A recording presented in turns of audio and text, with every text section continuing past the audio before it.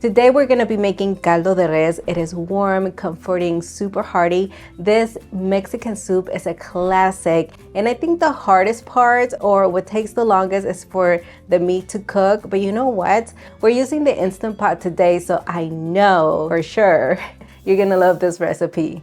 When it comes to the beef, I do have my preference, and I mainly go for beef shank because of that bone. It's gonna render a ton of flavor. Now, if I have a little bit extra money to splurge on meat, I like to add a few short ribs in there because it's also gonna add a ton of flavor, and that meat is so tender. Another option is oxtails. Now, I'm just throwing that one in there just in case you wanna try it out. We're simply going to season it with kosher salt. Add it generously, make sure you get all of that surface.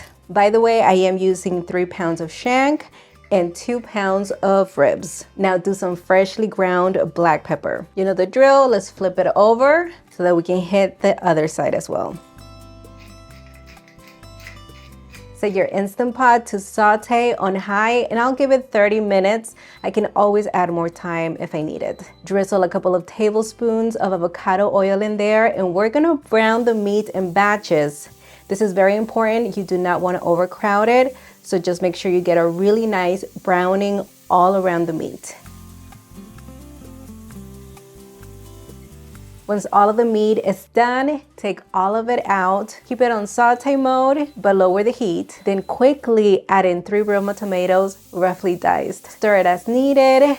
It's soon going to start to deglaze that browning at the bottom, a burst of flavor. The tomatoes are soft, juicy, cooked through. At this point, add in 2 tablespoons of tomato paste, 1 teaspoon of Mexican dry oregano, half a teaspoon of dry thyme, half a teaspoon of ground cumin, 4 cloves, half a teaspoon of whole allspice, and just give it a quick stir in there. We're gonna toast them for 1 minute.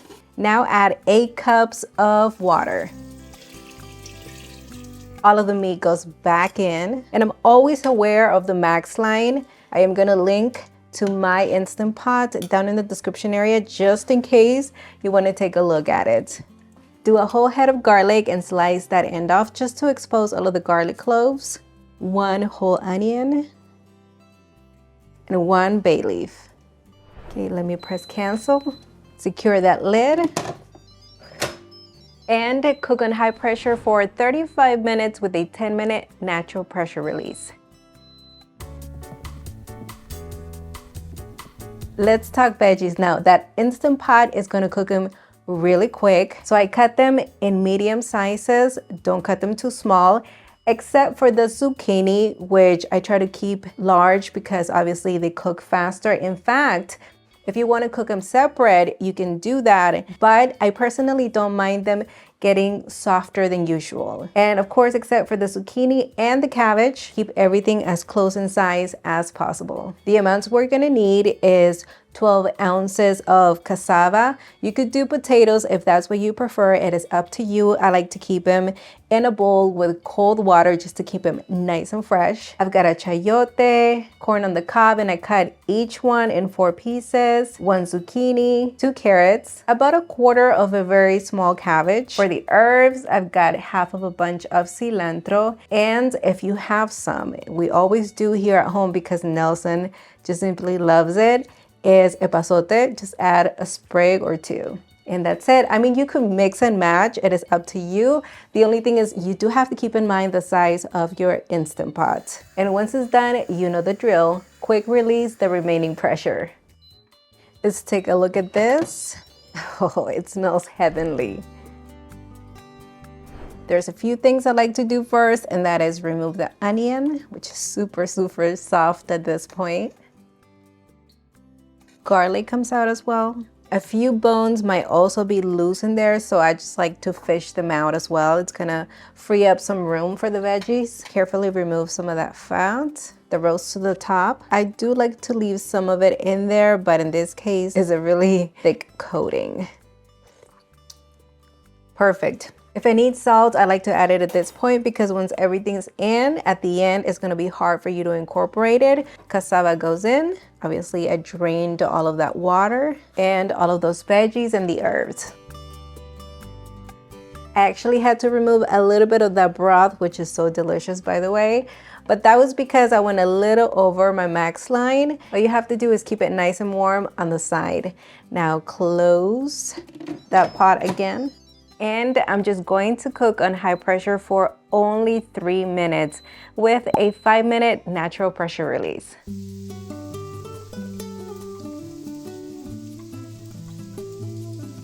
This soup is done, so let's just quick release that remaining pressure and serve it up nice and warm. Then we're gonna top it with a few things such as onion, cilantro, and of course I love me a salsa macha to add a kick of heat. And accompaniments that go really well with this is a good Mexican rice, corn tortillas. I'm ready to dig in. I can actually smell that salsa macha. So good.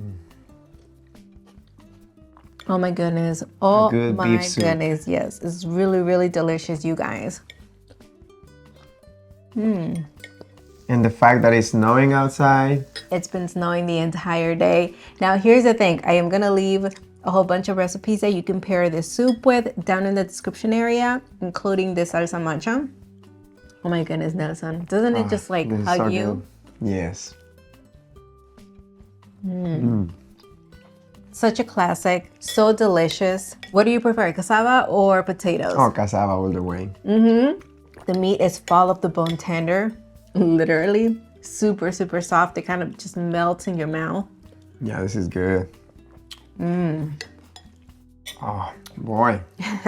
I hope you try it. The full printable recipe is going to be available on viacocina.com. Then also don't forget to subscribe, like this video, and click the notification bell so that you stay up to date with us, okay? We want to be part of your life. We want to be there, you know, notifying you that there's a video. Okay, everyone. This cassava is so good. So good, right? Okay, bye everyone. Bye everyone.